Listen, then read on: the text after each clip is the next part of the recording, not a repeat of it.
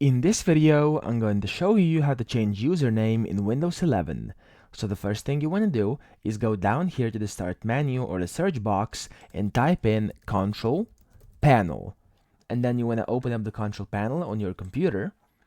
And then over here, you want to go to the right and click User Accounts. Now, if you can see this, make sure you have a selected category over here where it says View By. So if you have large icons or small icons, make sure you have category. And then once you've done that, you want to click User Accounts.